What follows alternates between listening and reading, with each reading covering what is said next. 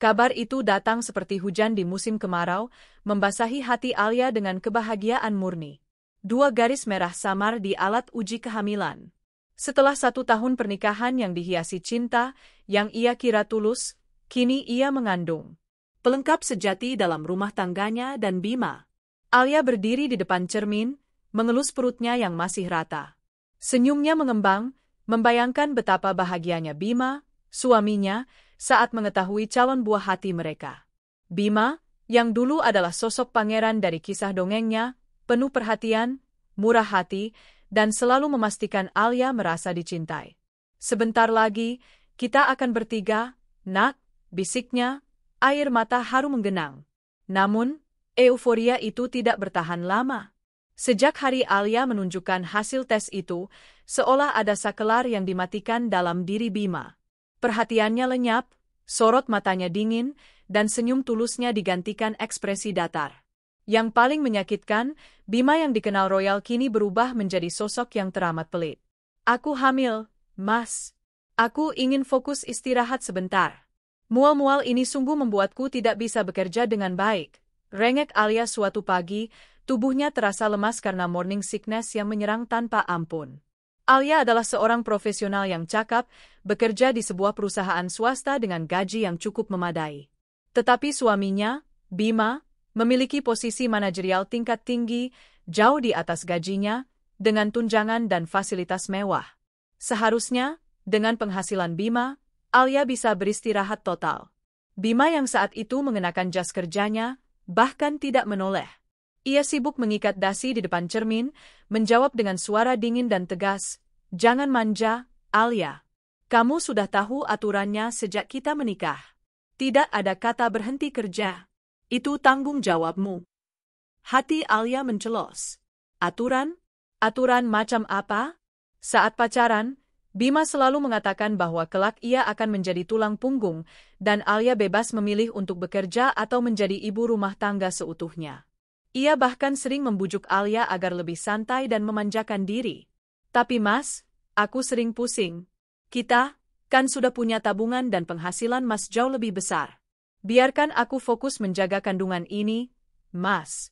"Ini juga anakmu," ujar Alia, mencoba memohon, menyentuh lengan Bima. Bima menepis tangan Alia dengan gerakan yang nyaris tak terlihat, namun terasa seperti pukulan keras di dada. "Justru karena aku punya jabatan tinggi, aku butuh uang lebih. Banyak tuntutan. Lagi pula, kamu baru hamil muda. Dulu ibuku juga bekerja sampai usia kandungan 7 bulan. Jangan mengada-ada. Tidak ada cuti. Pergi kerja sekarang." Alia terdiam, menahan air mata agar tidak tumpah di hadapan sosok yang kini terasa asing itu. Kepelitan Bima bukan hanya soal melarangnya berhenti bekerja. Itu merasuk ke dalam kebutuhan sehari-hari. Susu kehamilan? Alia harus membelinya dari gajinya sendiri. Biaya pemeriksaan rutin ke dokter? Bima akan menghitung setiap rupiah yang ia keluarkan, bahkan pernah mengeluh bahwa biaya vitamin terlalu mahal. Bima yang dulu membelikan hadiah dan perhiasan, kini menghitung harga 1 porsi makan siang. Alia mulai merasakan stres yang mendalam. Kehamilan yang seharusnya menjadi masa paling indah dalam hidup seorang wanita, justru terasa seperti beban berat yang harus ia tanggung sendirian, sambil melawan rasa mual dan lelah. Kepalanya sering berdenyut, bukan hanya karena hormon, tapi karena tekanan batin yang luar biasa dari perlakuan suaminya. "Ya Tuhan, apa salahku? Kenapa Bima berubah sedrastis ini?" bisik Alia suatu malam, memeluk bantalnya. Bima sudah tidur memunggunginya di sisi ranjang. Waktu berjalan dengan lambat. Alia melewati trimester pertama dan memasuki bulan kelima kehamilannya.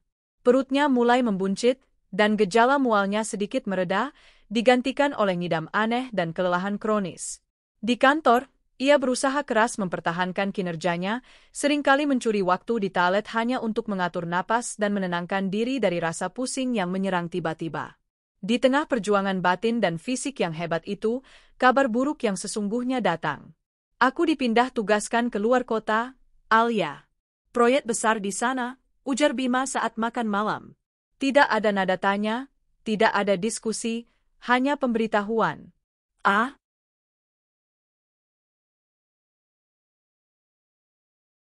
Lia menjatuhkan sendoknya. Keluar kota? Sampai kapan, Mas? Dan bagaimana denganku? Aku sudah 5 bulan, Mas.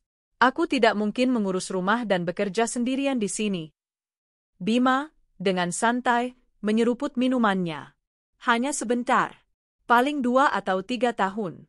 Kamu di sini saja. Fokus kerja. Nanti aku akan kirimkan uang, tapi jangan berharap banyak, biaya hidup di sana juga tinggi. 2 atau 3 tahun? Itu bukan sebentar. Itu adalah waktu yang sama dengan usia anaknya lahir dan tumbuh balita. Malam itu, Bima mengemas koper. Alia hanya bisa melihat dalam diam, air matanya tak lagi mampu keluar karena hatinya sudah terlalu beku. Ia tahu, ada yang salah, sangat salah, dengan pernikahan mereka. Perubahan Bima terlalu tiba-tiba, terlalu drastis, dan kini, kepergiannya terasa seperti pelarian. Keesokan paginya, Bima pergi, tanpa pelukan perpisahan yang hangat, tanpa janji akan menelepon setiap hari. Hanya pesan singkat, aku berangkat. Sejak saat itu, neraka Alia dimulai. 2 minggu berlalu, dan komunikasi Bima terputus total. Panggilan Alia tidak dijawab. Pesan singkatnya hanya dibaca, dan bahkan seminggu kemudian, nomor ponsel Bima sudah tidak aktif lagi. Nomor kantornya? Tidak diangkat. Uang? Sepeser pun tidak ada kiriman. Alia yang sedang hamil besar, terpaksa menanggung semua biaya hidup, kebutuhan bayi, dan bahkan biaya tak terduga yang ia butuhkan karena kesehatannya menurun akibat stres. Ia merasa seolah-olah Bima sengaja menghilangkan jejak, melarikan diri dari tanggung jawab sebagai suami dan calon ayah. Keputusasaan menyelimutinya. Dengan air mata yang akhirnya tumpah, Alia menelepon satu-satunya orang yang ia yakini tidak akan pernah meninggalkannya. Ibunya. Bu, Alia butuh ibu. Tolong temani Alia di sini. Alia sudah tidak kuat, Mas Bima menghilang, isak Alia. Ibunya, yang tinggal sendirian di desa, tanpa ragu mengemasi barang. Dalam hitungan hari, sang ibu sudah tiba di kota, membawa serta kehangatan yang hilang dari rumah tangga Alia. Kehadiran ibu menjadi jangkar bagi Alia. Ibu merawat Alia, memasak untuknya, dan membantunya mengurus rumah. Namun, beban finansial tetap berada di pundak Alia. Ia harus bekerja, walau perutnya sudah sangat besar dan punggungnya terasa nyeri. Alia menatap cermin, melihat dirinya, seorang wanita hamil besar yang bekerja keras, ditemani ibunya yang sudah tua, tanpa kabar dan tanpa dukungan finansial dari suami. Baiklah, Mas Bima. Kalau kamu memutuskan untuk pergi dan melupakan kami, aku akan buktikan bahwa aku bisa berdiri tanpamu. Aku akan menjaga anakku, dan aku akan bekerja keras untuk masa depan kami, janji Alia pada dirinya sendiri, di depan bayangan perutnya yang semakin membesar. Ia mengubah rasa sakit dan pengkhianatan menjadi bahan bakar. Babak baru hidupnya baru saja dimulai, dan kali ini, ia akan menjadi pahlawan bagi dirinya sendiri dan buah hatinya. Kepergian Bima telah menelanjangi kebenaran pahit. Ia telah menikah dengan seorang pengecut. Hari-hari Alia setelah kepergian Bima terasa seperti berada di medan perang yang sunyi. Ia berperang melawan kelelahan fisik, tekanan mental, dan rasa malu yang coba ia tutupi dari rekan kerja. Namun, kehadiran ibunya, sosok wanita desa yang tangguh, menjadi benteng yang tak tergoyahkan. Bulan-bulan berlalu. Perut Alia semakin membesar, namun langkahnya tak pernah berhenti. Ia menolak menyerah pada takdir yang pahit. Di tengah rasa sakit hati karena pengkhianatan emosional Bima yang seolah disengaja, Alia menemukan kekuatan baru. Kekuatan seorang ibu yang bertekad melindungi anaknya, meski sendirian. Kelahiran sang malaikat di tengah ketiadaan. Puncak perjuangan fisik itu tiba di tengah malam yang dingin. Kontraksi hebat menyerang Alia. Dengan sigap, ibunya membantu Alia, menyiapkan segala kebutuhan dan membawanya ke rumah sakit. Di ruang bersalin, Alia berjuang tanpa kehadiran suami. Ia tidak berteriak memanggil Bima, tidak pula menangis meratapi nasibnya. Di sana, yang ada hanya ibunya yang tua, memegang erat tangannya, membisikkan doa dan kata-kata penguatan. Ayo, Nak, ibu ada di sini. Demi malaikat kecilmu, bisik sang ibu, suaranya parau namun penuh kasih sayang. Setiap dorongan yang Alia berikan bukan hanya untuk melahirkan bayinya, tetapi juga untuk melepaskan seluruh rasa sakit dan dendam terhadap Bima. Ketika tangisan bayi itu memecah keheningan ruangan, Alia merasakan keajaiban. Rasa sakit itu hilang, digantikan oleh kebahagiaan yang tak terlukiskan. Seorang bayi laki-laki lahir dengan sehat dan sempurna. Wajahnya mungil, kulitnya bersih, dan tangisnya nyaring. Alia memeluknya erat, menatap mata bening itu. Di saat itulah ia bersumpah, ia akan menjadi segalanya bagi putranya. Anak itu dinamai Satria, yang berarti ksatria atau pejuang. Nama yang ia pilih sendiri, tanpa konsultasi pada Bima, karena Bima sudah memilih jalannya sendiri, jalan menghilang. 1 tahun dalam putaran kehidupan. Tahun pertama kehidupan Satria adalah maraton tanpa henti bagi Alia. Cuti melahirkan hanya bertahan 3 bulan. Setelahnya, Alia harus kembali bekerja. Tidak ada pilihan. Gaji Bima yang dijanjikan tidak pernah datang, dan hidup di kota membutuhkan biaya yang besar. Rutinitas Alia menjadi bangun dini hari, menyiapkan sarapan dan bekal, lalu menyusui Satria. Saat fajar menyingsing, ia bergegas ke kantor, meninggalkan Satria dalam pelukan aman sang nenek. Ibunya kini menjadi malaikat tak bersayap di rumah itu, merawat Satria dengan kasih sayang penuh. Jangan khawatirkan kami, nak. Fokuslah pada pekerjaanmu. Ibu yang akan mengurus cucu ibu. Dia lucu sekali, sangat penurut, ujar sang ibu setiap pagi, melihat raut kelelahan di wajah Alia. Di kantor, Alia adalah sosok yang profesional dan berdedikasi. Namun, di balik seragam rapi dan senyumnya, ia adalah seorang ibu yang sering menyelinap ke ruang laktasi atau toilet hanya untuk memompa ASI, kadang sambil menangis karena merindukan putranya. Kesulitan hidup ternyata mengasah kecerdasan dan fokus Alia. Ia sadar, satu-satunya cara untuk keluar dari kemiskinan dan ketidakpastian adalah dengan berprestasi. Ia mulai menyalurkan semua energi negatif dari pengkhianatan Bima ke dalam pekerjaannya. Alia tidak hanya menyelesaikan tugas, ia menghasilkan terobosan. Ia memimpin beberapa proyek besar yang sempat mandek, menyelesaikannya dengan efisien, dan bahkan membawa keuntungan signifikan bagi perusahaan. Ia bekerja dengan semangat yang membara, seolah ia memiliki sesuatu yang harus ia buktikan, bukan kepada Bima, tapi kepada dirinya sendiri, dan yang terpenting, kepada Satria. Alia, kamu luar biasa. Kehadiranmu membawa perubahan besar di divisi ini, puji atasannya suatu hari. Kinerja Alia yang melesat secepat meteor tidak luput dari perhatian para pemegang saham dan dewan direksi. Mereka melihat bukan hanya seorang karyawan yang kompeten, tetapi seorang pemimpin yang mampu bekerja di bawah tekanan ekstrim dan memberikan hasil yang optimal. Mereka melihat potensi besar pada wanita yang baru saja kembali dari cuti melahirkan itu, yang kini terlihat lebih matang dan fokus dari sebelumnya. Puncak karir dan ujian terberat. Tepat 1 tahun setelah kepergian Bima, sebuah tahun yang ditandai oleh keheningan total dan tanpa satu pun kabar atau transfer uang, Alia dipanggil ke ruang rapat utama. Ia mendapat kabar gembira yang mengubah hidupnya. Mulai bulan depan, posisi direktur operasional akan kami serahkan padamu, Alia. Kamu telah membuktikan dedikasi dan kemampuan strategis yang tak tertandingi. Selamat, ujar CEO perusahaan, menjabat tangan Alia dengan senyum lebar. Alia nyaris tidak percaya. Direktur? Di usianya yang masih terbilang muda, dan dengan track record sebagai ibu yang baru melahirkan? Ia, yang dulu dipaksa bekerja oleh suaminya karena alasan pelit, kini memegang jabatan setinggi itu. Ia, yang sempat merasa menjadi wanita paling terpuruk, kini dihormati dan disegani. Ia kembali ke rumah besar yang terasa sunyi itu, sunyi tanpa Bima, namun penuh tawarnya Satria, dan memeluk ibunya. Ibunya menangis bangga, memuji cucunya yang lucu sebagai pembawa berkah. Hidup Alia berubah drastis. Rumah kontrakan mereka kini diganti dengan rumah baru yang lebih besar dan mewah, hasil dari jerih payah dan gaji direktur. Alia juga memastikan ibunya hidup nyaman dan Satria mendapatkan fasilitas terbaik. Namun, di tengah semua kebahagiaan itu, sebuah ujian besar datang. Suatu malam, Satria demam tinggi. Demamnya tak kunjung turun, dan Satria mulai kejang.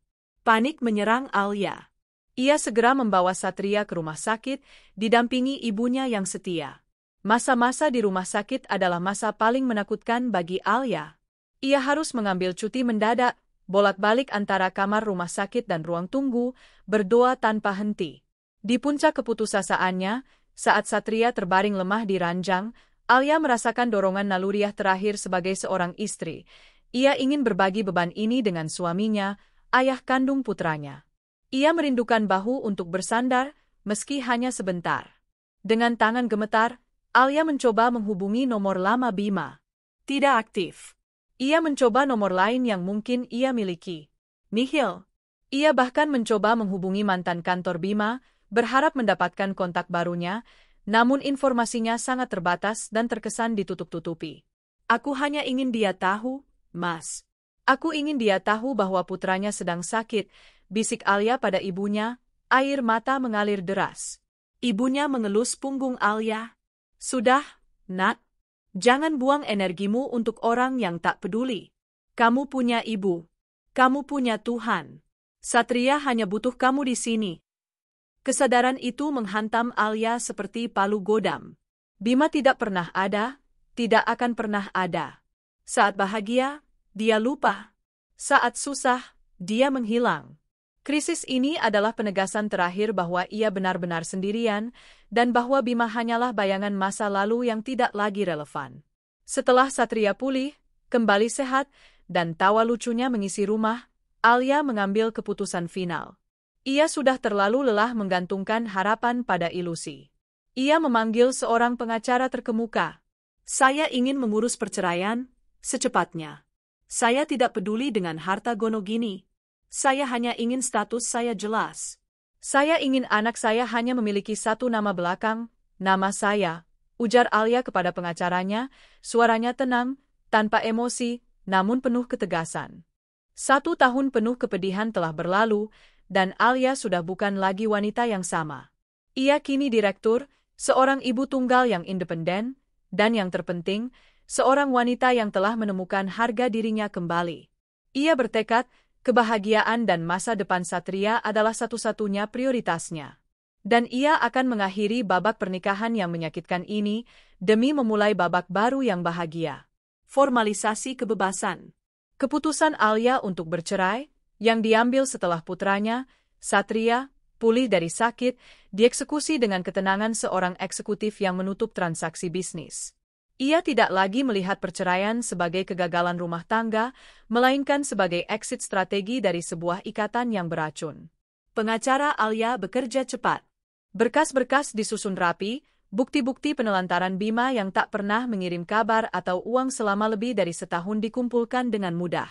Bagi Alia, ia hanya perlu statusnya jelas, bebas dari nama dan bayang-bayang seorang pria yang telah memilih untuk meninggalkannya dalam keadaan paling rentan. Di tengah proses itu, Alia fokus pada kehidupannya yang baru. Posisi direktur operasional memberinya kekuasaan dan yang terpenting, stabilitas finansial yang luar biasa. Gaji dan tunjangan yang ia dapatkan jauh melampaui penghasilan Bima saat masih menjabat. Ia tidak hanya mampu, tetapi wajib, memberikan kehidupan terbaik bagi Satria dan ibunya. Impiannya untuk memiliki tempat tinggal yang layak dan aman terwujud. Ia membeli sebuah rumah di area yang tenang dan eksklusif, jauh dari kontrakan lamanya. Rumah itu direnovasi besar-besaran, disulap menjadi hunian modern, elegan, dan yang terpenting, mencerminkan kemandiriannya. Rumah itu adalah monumen bisu bagi perjuangan dan keberhasilannya. Ibunya kini bisa menikmati hari tua dengan nyaman, dan Satria memiliki halaman luas untuk bermain. 1 tahun berlalu sejak Bima pergi, dan beberapa bulan sejak Alia mengajukan gugatan cerai. Alia sudah memegang surat-surat itu, surat pengakuan resmi bahwa Bima telah menerima panggilan cerai secara in absentia dan proses hukumnya sedang berjalan, menunggu vonis akhir yang hanya tinggal hitungan hari. Alia telah berdamai dengan masa lalu. Ia bekerja dengan semangat, ia tertawa lepas bersama putranya yang kini berusia 1 tahun dan sangat lucu. Di sebuah hari libur yang cerah, Alia duduk di teras belakang rumah barunya yang dikelilingi taman asri. Ia sedang menyuapi Satria yang duduk di kursi makannya. Tawa Satria yang nyaring adalah musik paling indah yang pernah ia dengar. Di momen kebahagiaan sederhana itulah, ketenangan Alia tiba-tiba terusik. Kedatangan pengecut dan wanita berperut besar. Bunyi klakson mobil yang asing dan keras di depan gerbang mewah rumahnya menarik perhatian Alia. Beberapa saat kemudian, bel pintu berbunyi berkali-kali dengan nada yang memaksa. Alia meminta pelayannya, Rini, untuk membukakan pintu. Dari jendela ruang keluarga, Alia melihat dua sosok berdiri di ambang pintu. Seorang pria yang terlihat kusut dengan kemeja lusuh, dan di sampingnya, seorang wanita berparas cantik namun dengan perut yang sudah sangat besar, jelas sebentar lagi akan melahirkan. Jantung Alia sesaat berhenti. Wajah pria itu, yang ia kenal di setiap detailnya, meski kini terlihat lebih tua dan lelah, adalah Bima. Alia menahan napas, namun tangannya tak bergetar saat menyuapkan bubur terakhir ke mulut Satria. Ia mengatur ekspresinya, mengganti wajah ibu penuh kasih sayang dengan topeng seorang direktur yang dingin dan profesional. Ia berdiri tegak, memanggil ibunya untuk membawa Satria ke dalam kamar, lalu berjalan pelan menuju pintu depan. "Mas Bima," sapa Alia, nadanya datar, seolah menyambut rekan bisnis yang terlambat janji. Bima terkejut. Ia terpaku melihat penampilan Alia. Mantan istrinya berdiri di hadapannya, terlihat jauh lebih memukau dari yang ia ingat. Rambut Alia tertata rapi, pakaian rumahan yang ia kenakan terlihat mahal dan berkelas, dan aura kesuksesan memancar kuat darinya. Lebih dari itu, Bima tercengang melihat rumah itu. Ini bukan rumah kontrakan lamanya. Ini adalah Menshafen baru yang ia yakini nilainya fantastis. "Alia, kamu, kenapa rumahnya jadi begini?" tanya Bima. Suaranya terdengar serak, tidak lagi memiliki nada dominasi yang dulu ia gunakan. "Ini rumahku," jawab Alia singkat, matanya beralih ke wanita di sebelah Bima, lalu kembali ke mata Bima. "Dan kamu, siapa? Kenapa kamu membawa wanita hamil ke rumahku?" Wanita hamil itu, yang ternyata adalah pelakor bernama Tania, tersenyum sinis. Ia memeluk lengan Bima dengan manja, memamerkan perut besarnya yang seolah menjadi tiket masuk. "Tania, ini Alia, istri sahku, mantan istri sahku, mungkin." Bima meralat dengan gugup, matanya mencoba membaca situasi. Ia tidak menyangka Alia akan sekaya ini. Pengakuan busuk dan kartu mati. Bima kemudian mulai menjelaskan. Bukan dengan penyesalan, melainkan dengan pembenaran diri yang menjijikkan. Ia menceritakan bagaimana ia dipecat dari pekerjaannya karena korupsi. "Aku dipaksa, Alia. Gaya hidup Tania terlalu mewah. Dia suka foya-foya, beli barang-barang branded, perhiasan mahal. Gaji besarku tidak cukup untuk memuaskannya. Aku harus melakukannya agar dia tetap bersamaku." Bima merendahkan suaranya, seolah mencari simpati. Alia mendengarkan, hati nuraninya yang tersisa mati sepenuhnya. Jadi, kepelitan Bima, yang memaksanya bekerja keras sambil hamil dan menelantarkan anak, bukan karena tuntutan kantor, melainkan karena ambisi rendahan seorang wanita serakah. "Saat aku dipindah kerja, aku ganti nomor, Alia. Aku sengaja. Karena Tania menuntutku untuk segera menikahinya. Kami menikah siri di luar kota," lanjut Bima, kata-katanya mengalir tanpa beban rasa bersalah. "Aku tak memberimu kabar karena aku tidak mau diganggu. Aku butuh fokus pada istri baruku. Aku korupsi demi dia, Alia, demi Tania." Bima menunjuk Tania, nadanya kini frustasi. "Dan lihat apa yang terjadi? Aku dipecat. Kami tidak punya apa-apa. Tabungan kami habis untuk gaya hidupnya. Dia akan melahirkan. Kami bingung mau tinggal di mana." Tania, yang mendengar suaminya bicara tentang kebangkrutan, tampak cemas, namun matanya berbinar melihat kemewahan rumah Alia. Dia menyela Bima, matanya liar menjelajahi dekorasi interior yang mahal. "Sudahlah, sayang. Yang penting kita sudah sampai di rumahmu," kata Tania, memeluk Bima. Ia menatap Alia dengan pandangan merendahkan. "Kau beruntungnya, punya mantan suami sebaik dia. Kau kira aku akan dibiarkan melahirkan di jalanan? Tentu saja tidak. Mas Bima bilang ini rumahnya. Kita akan tinggal di sini sementara." "Jangan khawatir, aku akan melahirkan dengan nyaman di sini, Mas." Tania lantas mendekati Alia, senyumnya sombong. "Rumah ini lumayan besar. Berikan aku kamar utama ya, Alia. Aku butuh kamar yang nyaman untuk menunggu kelahiran dan masa pemulihan. Bayi kami harus nyaman." Momen pembalasan sempurna. Tepat pada detik Tania mengucapkan kalimat tak tahu malu itu, Alia menarik napas dalam-dalam. Wajahnya yang semula tenang kini tampak seperti patung marmer, dingin, indah, dan mematikan. Berikan kamu kamar utama. Alia mengulang, suaranya lembut namun menusuk, membuat Tania terdiam. Alia mengeluarkan 2 lembar dokumen yang ia pegang di balik punggung. Begini, Mas Bima, dan Nona Tania, Alia memulai, selama kamu hilang, aku sudah mengurus perceraian. Surat ini, Alia mengangkat selembar dokumen tebal, adalah surat keputusan cerai kami. Secara hukum, kamu sudah menjadi mantan suamiku. Bima dan Tania terdiam, mata mereka membelalak. Alia lalu mengangkat dokumen kedua, sebuah sertifikat hak milik yang dicetak tebal. Dan surat ini, lanjut Alia, menunjuk ke sekeliling ruang tamu yang mewah, adalah bukti kepemilikan mutlak rumah ini. Rumah ini bukan rumahmu. Ini rumahku. Aku membangunnya dari gaji dan hasil kerjaku sendiri setelah kamu menelantarkanku dan anak kandungmu. Aku kini seorang direktur, Mas. Aku bisa melakukan apa saja, termasuk membangun rumah.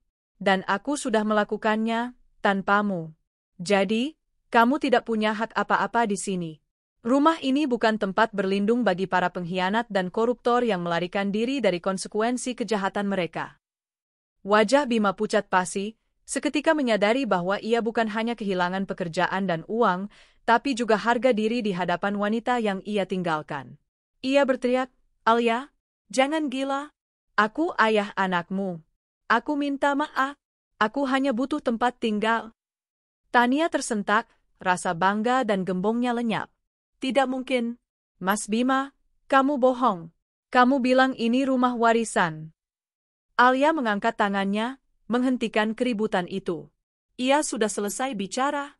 Ia sudah selesai merasakan sakit. Kini tiba giliran mereka merasakannya. Ia menoleh ke arah Rini, pelayannya yang berdiri tidak jauh dari sana, menyaksikan adegan dramatis itu dengan mata terbelalak. Rini, panggil Alia dengan nada perintah yang tegas, khas seorang direktur. Panggil 2 petugas keamanan kita. Buang semua koper yang mereka bawa keluar gerbang, dan pastikan kedua orang ini diseret keluar dari pekarangan rumahku. Jika mereka melawan, laporkan ke polisi atas dasar percobaan masuk tanpa izin. Bima mencoba memohon, merangkak sedikit ke arah kaki Alia. Alia, tolong, jangan begini. Aku kedinginan. Tania sedang hamil. Alia mundur selangkah. Saat anakku sakit dan aku menghubungimu, kamu di mana, Mas? Saat aku melahirkan sendirian, kamu di mana? Saat aku harus bekerja sambil menyusui, kamu di mana? Sekarang, saat kamu susah, kamu datang dan membawa buah dari pengkhianatanmu? Maaf, pintu ini hanya terbuka untuk kebahagiaan, bukan untuk sampah. Pengusiran di bawah mata publik. Saat petugas keamanan datang, Bima dan Tania mulai meronta dan berteriak. Tania, dengan perut besarnya, menjerit-jerit histeris. Bima berusaha melawan, namun kalah jumlah dan tenaga. Keributan itu segera menarik perhatian tetangga. Di kompleks elit itu, keributan jarang terjadi. Para tetangga yang mengenal Alia, seorang direktur muda yang ramah dan sopan, ibu tunggal yang sukses, keluar dari rumah mereka. Mereka melihat adegan yang memalukan. Bima, mantan suami Alia, dan wanita hamil yang tidak ia kenal, diseret keluar rumah oleh petugas keamanan, sementara koper-koper mereka dilempar ke jalanan. Tania, yang masih berteriak histeris, mencoba memohon belas kasihan pada para tetangga. Tolong, ini rumah suamiku. Kami diusir. Dia jahat. Namun, para tetangga, yang sudah mendengar selentingan kisah Alia yang ditinggalkan suami saat hamil, tidak percaya. Mereka justru marah melihat Bima berani kembali dengan wanita lain setelah menelantarkan Alia dan bayinya. Laki-laki macam apa kamu? Sudah menelantarkan anak istri, beraninya kembali membawa pelakor ke rumah mantan istri yang sudah sukses, teriak salah seorang tetangga dengan murka. Tuduhan dan caci maki dari tetangga menghujani Bima dan Tania. Mereka menjadi tontonan, bahan gunjingan instan di kompleks tersebut. Rasa malu yang mematikan menusuk Bima hingga ke tulang. Tidak hanya pelayan Alia yang mengusir mereka, kini seluruh kompleks menuntut mereka pergi. Mau tak mau, Bima menyerah. Ia menyeret koper-koper yang dilempar, membantu Tania yang masih menangis tersedu-sedu, dan mereka berdua melangkah menjauh dari rumah mewah Alia, meninggalkan kota itu dengan kepala tertunduk. Alia hanya berdiri di balik pintu, menyaksikan kepergian mereka. Ia tidak merasa puas, apalagi bahagia. Yang ada hanya kelegaan. Babak buruk dalam hidupnya telah ditutup, disegel, dan dibuang. Ia kini bisa fokus sepenuhnya pada Satria dan pada kebahagiaan yang telah ia bangun dengan kedua tangannya sendiri. Perjalanan penuh hinaan. Rasa malu itu terasa lebih berat daripada koper-koper yang diseret Bima di trotoar. Setelah diusir dengan cara yang memalukan, di bawah tatapan menghakimi para tetangga Alia, Bima dan Tania tidak punya pilihan selain meninggalkan kota besar yang kini terasa seperti jebakan neraka. Bima menyewa taksi online dengan sisa uang tunai yang ia miliki, dan mereka berdua duduk di jok belakang, diselimuti kebisuan yang dingin. Tania tidak berhenti menangis. Tangisannya bukan tangisan penyesalan, melainkan tangisan kemarahan dan frustrasi karena rencananya untuk melahirkan di rumah mewah Alia telah gagal total. Kenapa kamu tidak memberitahuku kalau dia sudah jadi direktur? Kenapa kamu tidak bilang rumah itu rumahnya? Kamu bodoh, Mas. Kamu bilang kamu akan memberikan aku kenyamanan, teriak Tania, memukul lengan Bima, meskipun sedang hamil besar. Bima hanya bisa menunduk. Wajahnya yang dulu sombong kini tampak menyedihkan dan dipenuhi keringat dingin. Ia menyadari kebodohannya. Ia meremehkan Alia, mengira mantan istrinya itu masih akan menjadi wanita lemah yang akan menampungnya karena alasan anak. Ia bahkan tidak menyangka Alia akan berani menceraikannya dan membangun kekayaan sebesar itu sendirian. Tenang, Tania. Aku tidak tahu. Aku kira dia masih sama. Bima membela diri, namun suaranya terdengar pecah. Kita akan pulang ke kampung ibuku. Kita akan tinggal di sana sebentar sampai bayimu lahir. Tania mendengus. Kampung? Aku harus melahirkan di desa kumuh? Tidak ada rumah sakit bagus, tidak ada perawat profesional. Aku benci ini, Bima. Gara-gara kamu, gaya hidupku hancur. Mereka menempuh perjalanan panjang menuju kampung halaman Bima. Selama perjalanan itu, Bima mencoba meyakinkan dirinya bahwa ibunya akan membela dan menerimanya. Bagaimanapun, ia adalah putra satu-satunya yang diharapkan. Namun, ia lupa bahwa ibunya sangat menyayangi Alia, menantu yang rajin dan tidak banyak menuntut. Amuk mertua dan pengusiran. Ketika mereka tiba di desa, rumah orang tua Bima adalah satu-satunya tujuan. Rumah sederhana itu tampak semakin kecil di mata Tania yang terbiasa dengan kemewahan kota. Kedatangan Bima disambut oleh ibunya, yang dikenal sebagai Budiah, dan ayahnya, Pak Harjo. Namun, sambutan itu jauh dari hangat. Ekspresi ibunya berubah menjadi amarah yang membara saat melihat perut besar Tania dan koper-koper di samping Bima. Bima, apa-apaan ini? Siapa wanita ini? Dan kenapa kamu pulang setelah lebih dari setahun menghilang tanpa kabar? Teriak Budiah, suaranya dipenuhi kekecewaan dan kemarahan yang mendalam. Bima, yang biasanya angkuh, kini menciut di hadapan ibunya.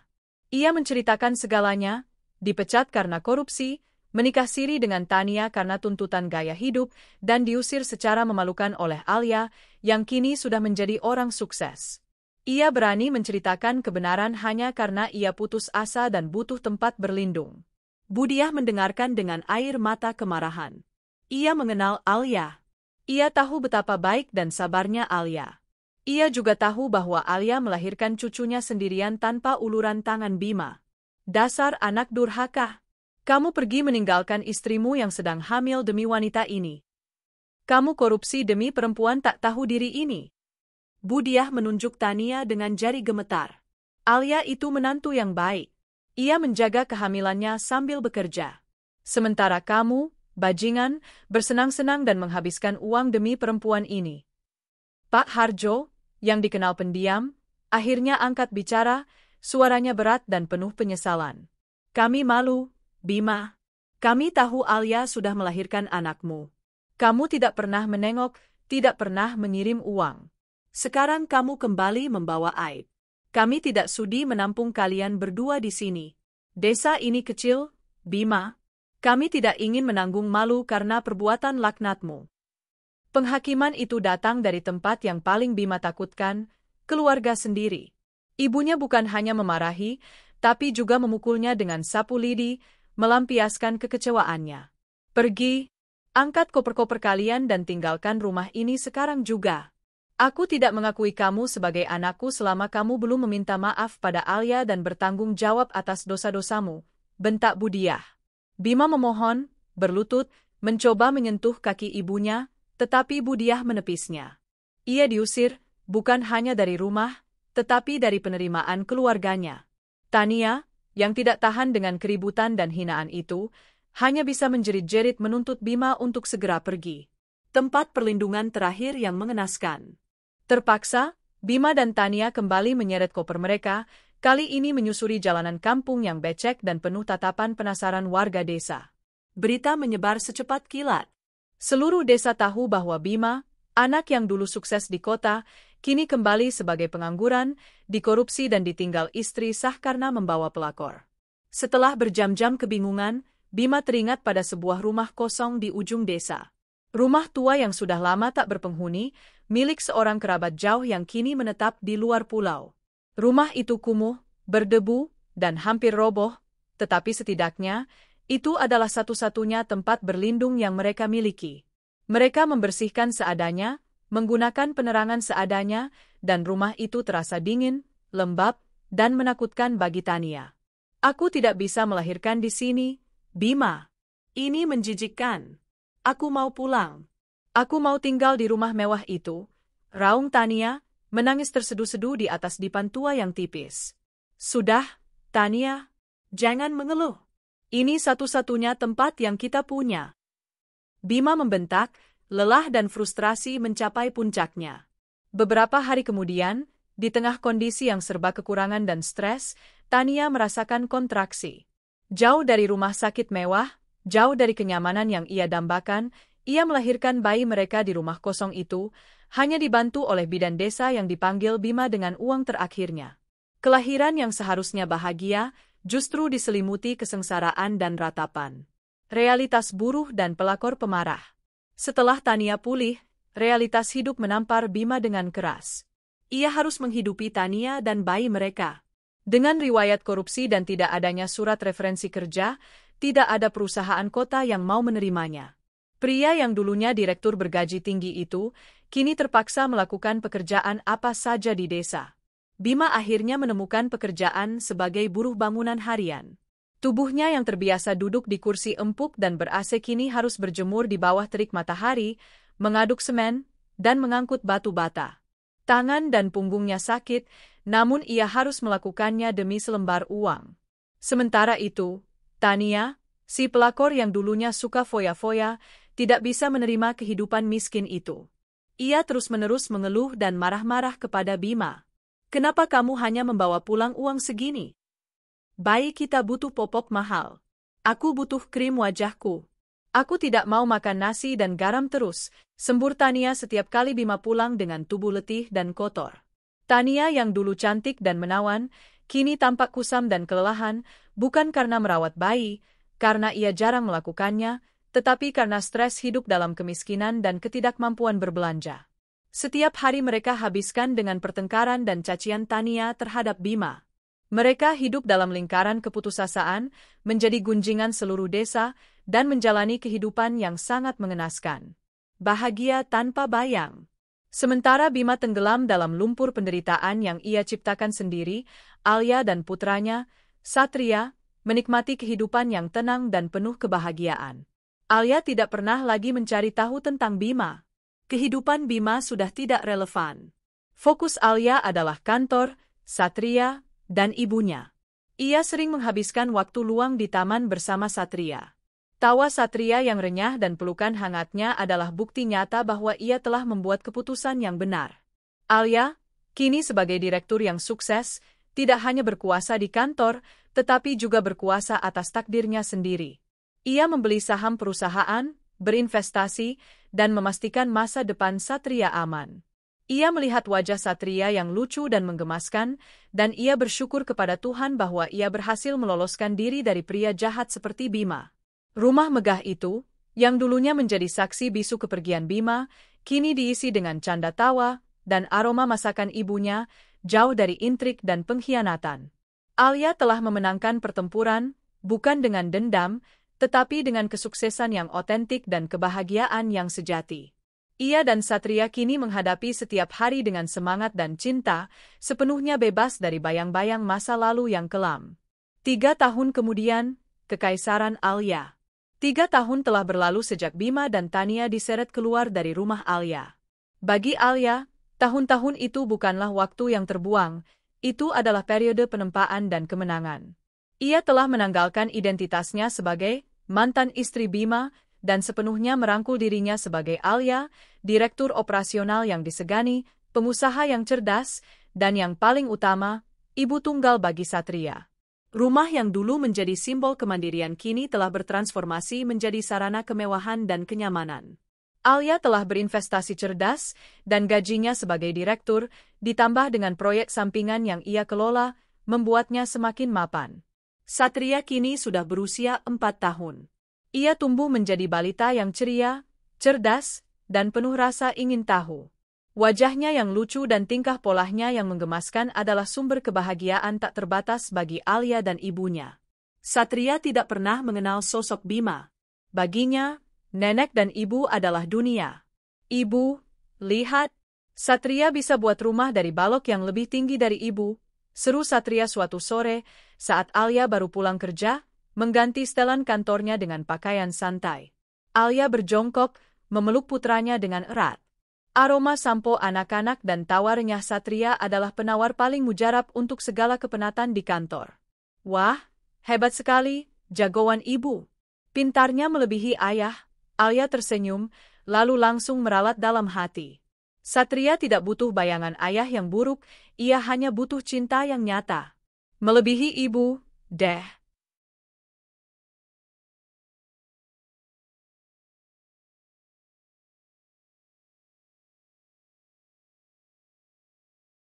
Ibunya, yang kini lebih sehat dan ceria, adalah pengasuh utama Satria. Tugas Alia adalah mencari nafkah, dan tugas ibunya adalah memastikan Satria tumbuh dengan nutrisi dan kasih sayang penuh. Mereka adalah tim yang sempurna.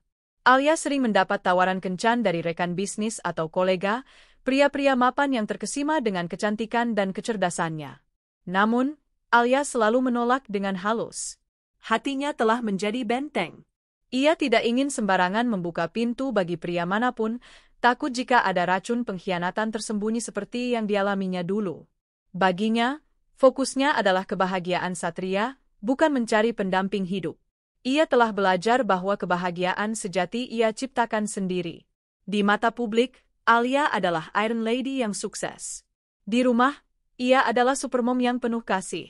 Ia memiliki segalanya, karir, harta, dan cinta sejati dari putranya. Neraka di ujung desa.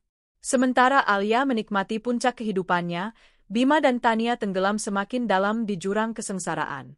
3 tahun berlalu, dan mereka masih menghuni rumah kosong yang bobrok di ujung kampung. Bayi yang dulu dikandung Tania, yang mereka beri nama Tio, kini juga berusia 3 tahun. Namun, kehidupan Tio sangat berbeda dari Satria. Tio tumbuh dalam lingkungan yang penuh teriakan, pertengkaran, dan kekurangan. Bima masih bekerja sebagai buruh bangunan harian. Tubuhnya kini kurus kering, kulitnya menghitam dan penuh luka lecet. Punggungnya sering nyeri, dan tangannya kapalan. Upahnya kecil, hanya cukup untuk membeli beras murah dan lauk seadanya. Satu-satunya hiburan bagi warga kampung adalah melihat pertengkaran harian Bima dan Tania. Mereka telah menjadi tontonan, gosip, dan peringatan hidup bagi semua orang. Bima, kenapa hanya segini? Uangmu habis untuk apa? Aku butuh lipstik. Sudah 3 tahun aku tidak beli baju baru, teriak Tania suatu sore, melempar piring kotor ke arah Bima yang baru pulang kerja. Tania yang dulu suka foya-foya, kini terlihat jauh dari kata cantik yang ia banggakan. Wajahnya kusam, ia jarang merawat diri, dan sikapnya semakin histeris. Ia tidak pernah mau merawat Tio dengan baik, sering membiarkan anak itu bermain sendiri di tanah kotor. Lipstik katamu? Kita tidak punya uang untuk bayar bidan yang menolongmu melahirkan, Tania. Kita tidak punya uang untuk membeli susu yang layak untuk Tio, balas Bima, suaranya putus asa. Bima mulai menyalahkan Tania atas segala kehancurannya. Gara-gara kamu. Gara-gara kamu menuntut gaya hidup mewah. Aku kehilangan pekerjaan, kehilangan istriku yang baik, kehilangan segalanya. Aku yang salah. Kamu yang bodoh. Kamu yang tidak becus cari uang. Dulu kamu direktur, sekarang kamu kuli bangunan. Kamu memaksaku hidup di tempat menjijikkan ini. Tania menjerit. Pertengkaran itu menjadi siklus yang tak pernah putus. Mereka berdua terperangkap dalam hubungan yang dipenuhi kebencian dan penyesalan. Cinta mereka yang dulu berdasar pada nafsu dan kemewahan, kini luntur seiring hilangnya uang. Keputusasaan dan penyesalan Bima. Setiap malam, saat Tania sudah tertidur lelap setelah kelelahan bertengkar, Bima akan duduk sendirian di teras rumah bobrok itu. Ia merenungkan keputusannya. Ia membayangkan rumah mewah Alia yang kini jauh lebih besar. Ia membayangkan Satria, putra kandungnya, yang pasti tumbuh sehat dan terawat, dijauhkan dari kehidupan neraka ini. Kenapa aku sebodoh itu? Kenapa aku buta karena nafsu perempuan ini? Bisiknya pada kegelapan. Penyesalan itu datang terlambat. Ia mencoba menghubungi ibunya di rumah, namun ibunya Budiah tetap keras hati. Sampai kapanpun, ibu tidak akan mau melihatmu, Bima. Kamu harus bertanggung jawab pada istrimu dan anakmu yang baik, Alia. Kamu sudah memilih Tania, sekarang tanggung sendiri akibatnya. Jangan dekati kami lagi sebelum kamu benar-benar bersih dan bertaubat, kata Budiah lewat sambungan telepon, yang akhirnya diputus sepihak. Bima kini sadar, ia telah kehilangan segalanya, pekerjaan, istri yang mencintainya, keluarga, dan harga dirinya. Ia menjadi budak dari pekerjaan kasar dan amarah Tania. Hidupnya sungguh mengenaskan, sebuah hukuman atas kejahatannya. Ujian ketenangan Alia. Meski Alia tidak pernah mencari tahu, kabar tentang nasib mantan suaminya tetap sampai ke telinganya melalui ibunya. Budiah, yang kadang mendapat kabar dari kerabat jauh di kampung, memberitahu Alia dengan nada iba, meski juga puas. Nak, ibu dengar, Bima dan Tania hidup sangat susah. Mereka tinggal di rumah kosong, dan Bima bekerja sebagai kuli bangunan. Mereka sering bertengkar sampai didengar seluruh kampung, ujar Budiah suatu hari, saat mereka sedang minum teh. Alia mendengarkan, mengelus kepala Satria yang tertidur di pangkuannya. Reaksi Alia bukanlah senyum puas, melainkan tatapan kosong yang jauh. Syukurlah, Bu, jawab Alia pelan. Ibunya bingung, syukur kenapa, Nak? Bukankah kamu merasa puas? Alia menggeleng. Bukan puas, Bu. Tapi syukur. Syukur karena Satria tidak harus tumbuh bersama ayah seperti dia. Syukur karena Tuhan menunjukkan kebusukan Bima sebelum aku lebih dalam mencintainya. Dan syukur karena aku berhasil keluar dari sana dan menjadi diriku yang sekarang. Alia kemudian menatap ibunya dengan mata berkaca-kaca, penuh cinta. Dulu aku berjanji, aku tidak akan membalas rasa sakit ini. Dan aku menepatinya. Tuhan yang membalas. Tugas Alia hanya satu, memberikan kebahagiaan sejati pada Satria. Semua yang terjadi pada Bima adalah hasil dari pilihannya sendiri. Itu sudah bukan urusanku lagi. Ucapan Alia menunjukkan kedewasaan emosional yang luar biasa. Ia tidak lagi terikat pada dendam masa lalu. Kehidupannya yang gemilang telah menjadi pembalasan paling sempurna, jauh lebih menyakitkan bagi Bima daripada balasan fisik atau verbal apapun. Alia kemudian berdiri, menggendong Satria yang tertidur, membawanya ke kamar. Tantangan baru di puncak korporat. 4 tahun sejak kepergian Bima, Alia telah menjadi kekuatan yang tak terbantahkan di dunia korporat. Perusahaannya kini tidak hanya stabil, tetapi juga berekspansi besar-besaran, dan Alia adalah arsitek utama di balik keberhasilan strategis tersebut. Di usianya yang masih muda, ia telah membuktikan bahwa kecerdasan, ketekunan, dan integritas adalah mata uang yang jauh lebih bernilai daripada sekadar modal atau koneksi. Kehidupannya di kantor penuh tantangan dan adrenalin. Namun, satu hal yang belum pernah Alia hadapi lagi adalah membuka hatinya. Setelah perceraiannya, ia secara otomatis mendirikan tembok emosional yang tinggi, berpegang teguh pada prinsip bahwa dirinya hanya ada untuk Satria dan ibunya. Perkenalkan Arya. Arya adalah seorang CEO dari perusahaan rekanan yang menjalin kemitraan strategis dengan perusahaan Alia. Ia adalah sosok pria yang cerdas, berharisma, dan yang paling menarik perhatian Alia. Ia memiliki aura ketenangan yang tulus. Arya tidak flashy atau agresif, melainkan menunjukkan rasa hormat yang mendalam terhadap profesionalisme Alia. Pertemuan mereka selalu bersifat bisnis, namun Arya seringkali menyelipkan obrolan ringan dan perhatian yang tidak pernah memaksa. Ia tahu Alia adalah seorang single mother dan ia menghormatinya. Suatu malam, setelah penandatanganan kontrak besar yang berhasil berkat kecerdikan Alia, Arya mengajaknya makan malam. Ini bukan kencan, Alia. Ini adalah makan malam perayaan dua direktur yang baru saja menyelamatkan jutaan rupiah, ujar Arya sambil tersenyum menawan, berhasil meruntuhkan sedikit keraguan Alia. Alia akhirnya setuju. Makan malam itu jauh dari pembicaraan bisnis. Arya menceritakan masa lalunya, pekerjaannya, dan hobinya. Ia tidak pernah menanyakan soal mantan suami Alia, melainkan fokus pada Alia yang ada di hadapannya, wanita kuat, berhati lembut, dan berdedikasi. Saya mengagumi Anda, Alia, kata Arya, menatap matanya dalam-dalam. Bukan hanya karena Anda direktur yang brilian, tapi karena cara Anda menyeimbangkan segalanya. Anda sukses tanpa kehilangan kemanusiaan Anda. Itu langka. Pujian itu tulus. Alia merasa tersentuh. Sudah lama ia tidak merasa, terlihat, sebagai seorang wanita, bukan hanya sebagai mesin pencetak uang. Selama beberapa minggu berikutnya, Arya perlahan mencoba mendekati Alia. Ia selalu mengirim bunga ke kantor Alia, bukan bunga mawar yang klise, melainkan bunga lili yang harum, bunga kesukaan Alia, yang ia ketahui dari obrolan kasual. Ia selalu menawarkan bantuan profesional, dan sesekali ia menawarkan diri untuk makan siang bersama di mana ia selalu bersikap sopan dan menghormati batas yang Alia buat. Suatu kali, Arya meminta izin untuk bertemu Satria. Saya ingin tahu bagaimana rasanya mengobrol dengan bos kecil Anda itu, tandanya. Alia merasa takut. Membawa pria lain ke dalam dunia Satria adalah risiko besar. Bagaimana jika Arya sama seperti Bima, yang hanya baik di awal? Bagaimana jika Satria terluka? Arya, saya menghargai Anda. Tapi saya sudah pernah melalui pengkhianatan yang sangat menyakitkan. Saya harus melindungi anak saya dari kemungkinan sakit hati lagi, kata Alia jujur, suatu sore di kantor. Arya mengangguk. Saya mengerti. Saya tidak akan meminta Anda meruntuhkan tembok itu. Saya hanya akan berdiri di luar, membawa kopi dan kesabaran, sampai Anda percaya bahwa ada pria yang tidak akan pernah lari dari tanggung jawab. Saya tidak ingin menjadi ayah Satria, Alia. Saya hanya ingin menjadi teman dan pendukung Anda. Saya tidak tergesa-gesa. Kesabaran Arya mulai mengikis tembok tebal Alia. Ia melihat ketulusan yang berbeda dari Bima, yang dulu penuh janji kosong. Arya menunjukkan ketulusan melalui tindakan kecil.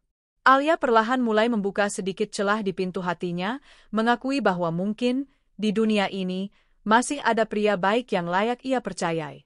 Kemalangan ganda Bima. Sementara Alia merenungkan kemungkinan cinta baru di tengah kenyamanan hidupnya, Bima sedang berjuang di palung keputusasaan. Hidup di rumah kosong itu semakin hari semakin memburuk. Rumah itu bocor parah saat musim hujan, dan tikus serta kecoa menjadi penghuni tetap. Tio, putranya dengan Tania, sering sakit-sakitan karena kondisi lingkungan yang tidak sehat, membuat pertengkaran antara Bima dan Tania semakin intens. Dia sakit lagi, Bima. Kamu kuli bangunan tidak becus. Tidak bisa mencari uang untuk membeli obat yang layak, teriak Tania, wajahnya merah padam karena frustrasi, sambil menggendong Tio yang demam. Bima hanya bisa mengepalkan tangan. Ia lelah secara fisik, namun jauh lebih lelah secara emosional. Ia mulai membenci Tania, yang hanya tahu menuntut dan mengeluh tanpa pernah melihat perjuangannya. Puncak malapetaka itu terjadi di lokasi pembangunan. Saat mengangkat sekarung semen yang terlalu berat, kaki Bima tergelincir dari tangga kayu yang rapuh. Ia jatuh dengan keras, pergelangan kakinya terkilir parah. Teriakan Bima yang menahan sakit menggema di lokasi kerja. Ia dibawa ke dukun patah tulang di kampung sebelah, karena biaya ke puskesmas sudah pasti tidak mampu ia bayar. Kakinya dibalut dengan ramuan tradisional, namun rasa sakitnya tak tertahankan. Kecelakaan itu bukan hanya melumpuhkan fisiknya, tetapi juga menghancurkan satu-satunya sumber penghasilannya. Bima kini terbaring tak berdaya di rumah kosong, menjadi beban total bagi Tania. Puncak histeria Tania. Tania yang selalu hidup dalam kemewahan, tidak tahan menghadapi situasi ini. Melihat Bima terbaring tak berdaya, tidak mampu mencari uang, membuat Tania histeris. Ia tidak melihat Bima sebagai suami yang terluka, melainkan sebagai sumber uang yang telah rusak. Bima, bangun, cari uang. Kamu pikir kita akan makan apa? Tio butuh makan. Aku tidak mau hidup seperti ini. Tania menjerit di hadapan Bima yang meringis kesakitan. Tania, tolong, kakiku sakit sekali. Aku tidak bisa berdiri, rintih Bima. Aku tidak peduli. Aku tidak mau menjadi miskin di rumah hantu ini. Kamu janji akan memberiku hidup mewah. Pembohong. Laki-laki tidak berguna. Tania menampar Bima di pipi, luapan amarah dan rasa frustrasi menghancurkan sisa-sisa kewarasan Tania. Bima terkejut dengan tamparan itu. Ia menatap Tania dengan tatapan kosong, sadar bahwa wanita yang ia korbankan segalanya ini, bahkan tidak memiliki sedikit pun rasa iba. Baiklah. Kalau kamu tidak bisa mencari uang, biar aku yang cari, seru Tania. Tiba-tiba, Tania mengemas beberapa potong pakaian yang masih layak pakai. Ia meninggalkan Tio yang masih terbaring demam, di samping Bima yang kakinya terbalut perban. Aku akan kembali setelah aku mendapatkan uang. Jangan harap aku akan memberimu makan kalau kamu terus-terusan di sini, ancam Tania, lalu melenggang pergi, meninggalkan Bima dan Tio. Penyesalan mutlak. Bima terbaring sendirian dalam kegelapan dan keheningan, hanya ditemani Tio yang merengek pelan. Rasa sakit fisik di kakinya terasa minor dibandingkan rasa sakit dan penyesalan yang membakar hatinya. Ia memejamkan mata, dan bayangan Alia muncul. Bima mengingat dengan jelas rumah mewah Alia, wajahnya yang dingin saat menyerahkan surat cerai, dan tatapan matanya yang penuh kekecewaan, bukan kebencian. Ia ingat bagaimana Alia bekerja keras saat hamil, bagaimana Satria yang lucu lahir dan dibesarkan dengan penuh cinta. Ia mengingat kebaikan hati Alia, perhatian tulusnya, dan kesabarannya yang tak terbatas saat ia masih pelit dan angkuh. Alia, mengapa aku meninggalkanmu? Bisik Bima, air mata penyesalan mengalir ke pelipisnya. Ia tahu, jika ia masih bersama Alia, kecelakaan ini tidak akan membuatnya terkapar di rumah bobrok. Alia akan membawanya ke rumah sakit terbaik, merawatnya, dan tidak akan pernah meninggalkannya. Alia memiliki integritas dan hati yang tulus, sesuatu yang tidak pernah dimiliki Tania.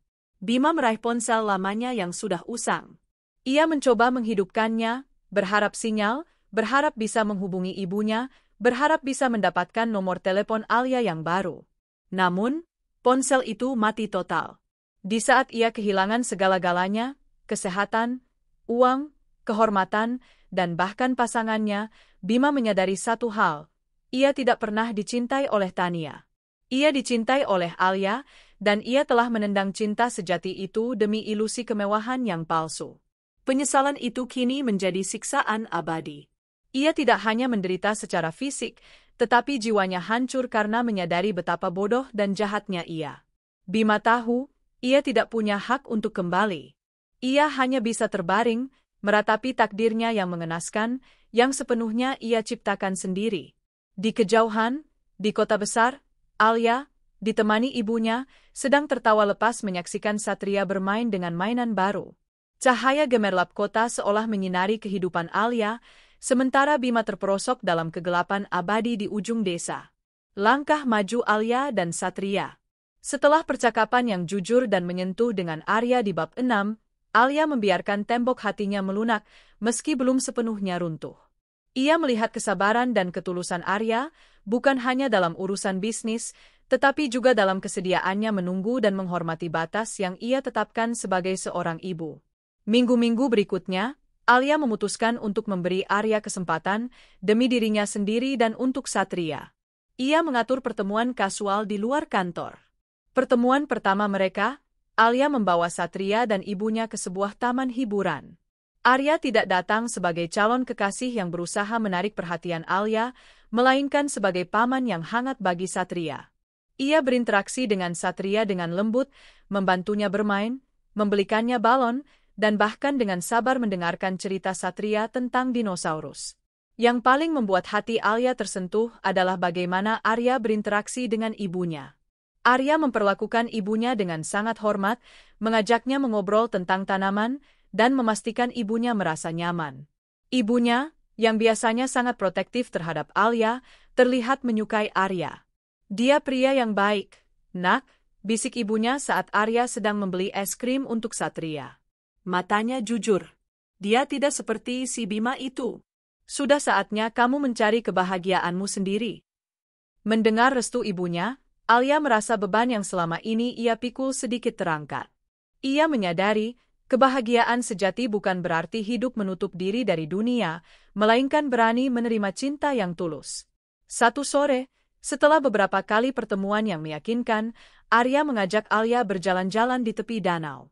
Arya berhenti, menatap Alia yang kini tersipu malu. "Alia, saya tidak tahu apa yang pernah mantan suamimu lakukan padamu, tapi saya tahu satu hal.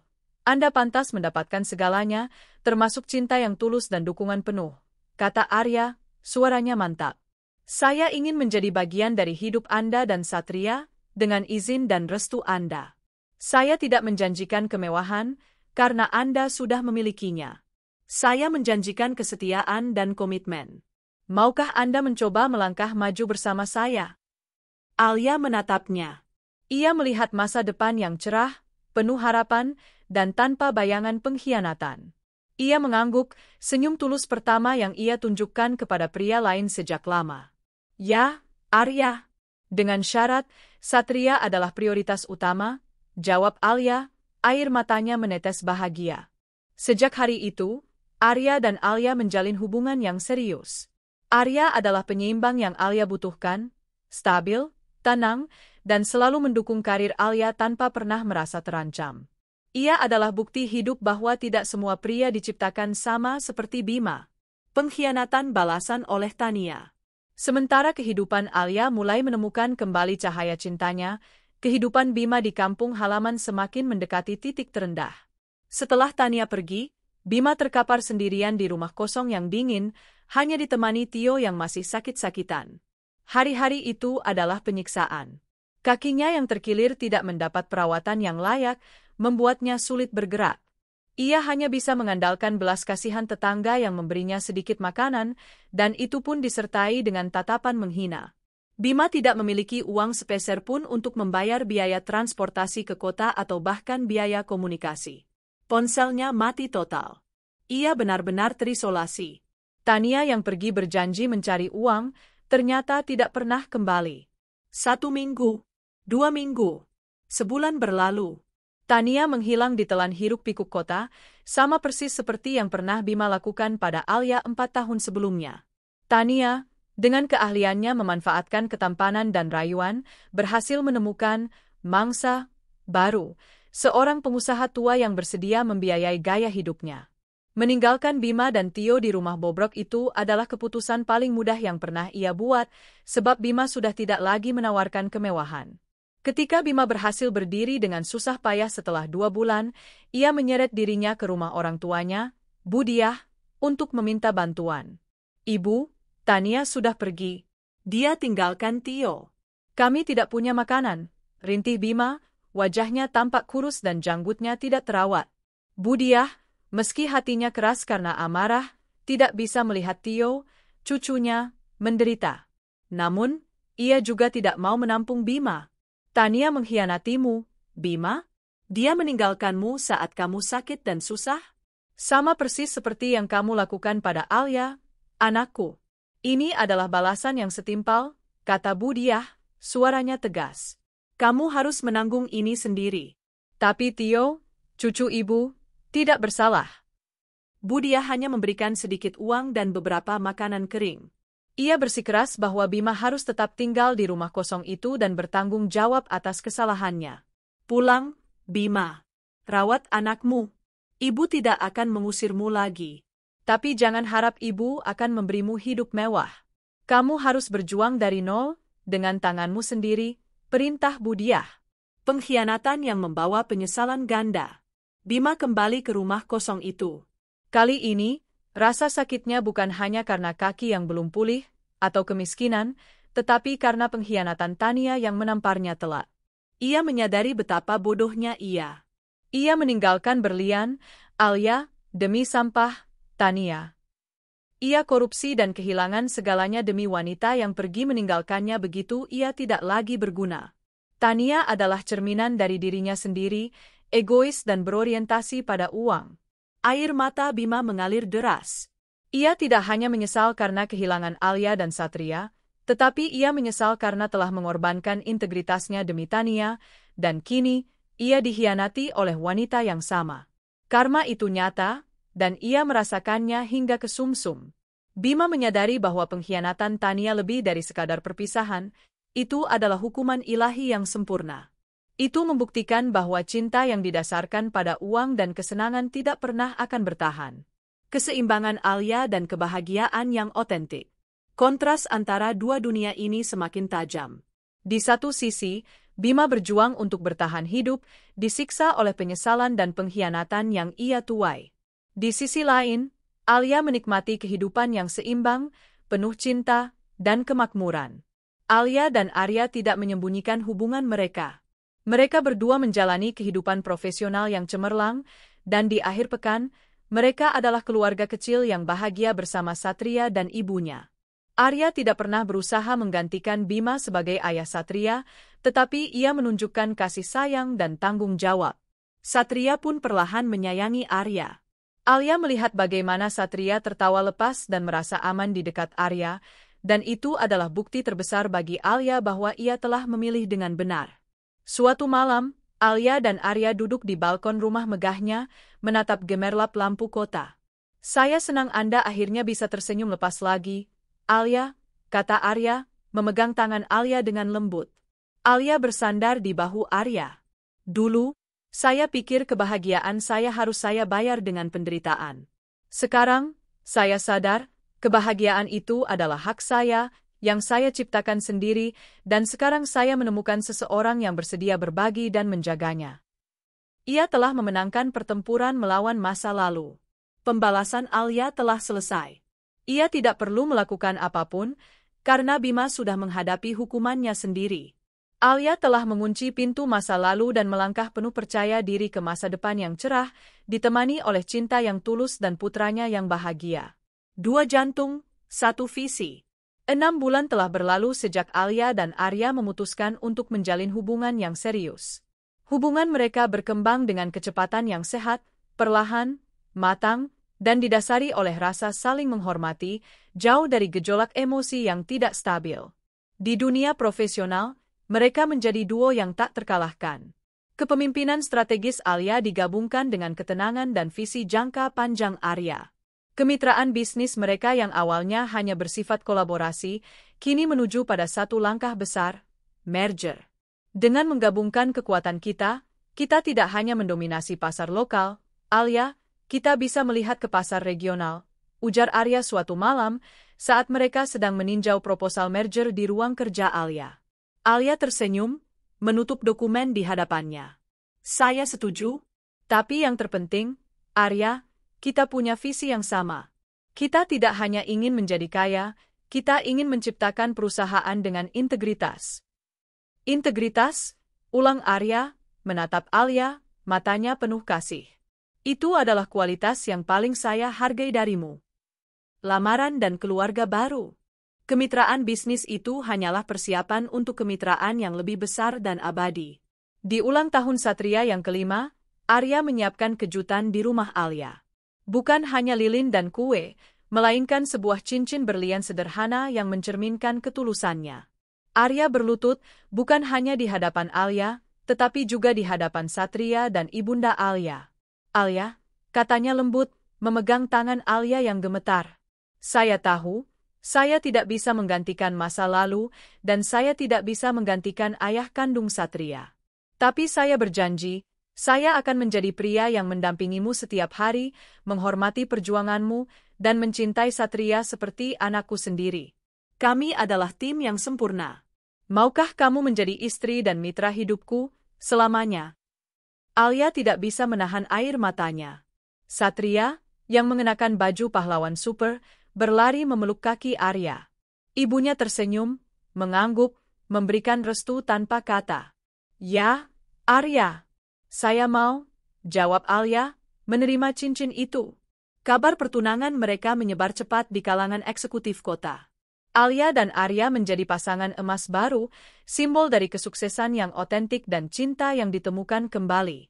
Pernikahan mereka direncanakan secara sederhana, hanya dihadiri keluarga dan kolega terdekat. Bagi Alia, yang terpenting adalah janji kesetiaan dan komitmen yang tulus. Kehidupan barunya kini terasa lengkap, dipenuhi oleh dukungan profesional dan cinta pribadi yang stabil. Pukulan maut di kampung halaman. Sementara Alia menikmati fase keemasan hidupnya, Bima terperosok semakin dalam. Kepergian Tania 6 bulan lalu telah meninggalkan Tio dan Bima dalam keadaan tanpa harapan. Kaki Bima sudah mulai pulih, namun rasa sakitnya sering kambuh. Ia kembali bekerja sebagai buruh bangunan, tetapi ia tidak sekuat dulu. Upahnya sangat minim. Ujian terberat datang ketika musim penghujan tiba. Tio, yang memang sudah rentan karena tinggal di rumah bobrok yang lembab dan dingin, jatuh sakit parah. Demam tinggi, batuk tak henti, dan napasnya mulai sesak. Bima panik. Ia tidak punya uang sama sekali. Ia mencoba meminjam ke tetangga, tetapi mereka menolak karena Bima sudah terkenal sebagai mantan koruptor yang diusir orang tuanya sendiri. Ia kehabisan akal. Tio merintih di pelukannya, wajahnya pucat. "Tio, jangan sakit, nak. Ayah akan cari bantuan," bisik Bima, air mata penyesalan dan ketidakberdayaan membanjiri wajahnya. Ia membawa Tio ke rumah orang tuanya. Budiah, melihat kondisi Tio, segera membawa cucu kandungnya itu ke bidan desa. Namun, kondisi Tio memerlukan perawatan yang lebih serius dan rumah sakit di kota. "Bima, kamu harus bawa Tio ke kota. Ibu tidak punya uang sebanyak itu. Ibu tidak bisa menanggung biaya rumah sakit kota," kata Budiah, suaranya dipenuhi kecemasan dan keputusasaan. "Kamu harus tanggung jawab. Hubungi ayah. Dia direktur. Dia punya uang. Dia mungkin mau menolong anakmu ini." Budiah menyadari bahwa Bima tidak punya pilihan lain selain menelan semua aibnya. Bima terdiam. Menghubungi Alia? Itu adalah ide yang paling memalukan, tetapi juga satu-satunya jalan keluar. Demi Tio. Dengan gemetar, Bima pergi ke warung terdekat dan menyewa telepon umum yang berfungsi seadanya, menggunakan uang receh terakhir yang ia miliki. Ia mencoba menghubungi nomor kantor lama Alia, nomor yang ia hafal di luar kepala. Telepon itu berdering. Panggilan yang terputus. Panggilan Bima diterima oleh Nita, sekretaris pribadi Alia. Nita adalah profesional yang terlatih untuk menyaring semua panggilan yang masuk ke kantor direktur operasional.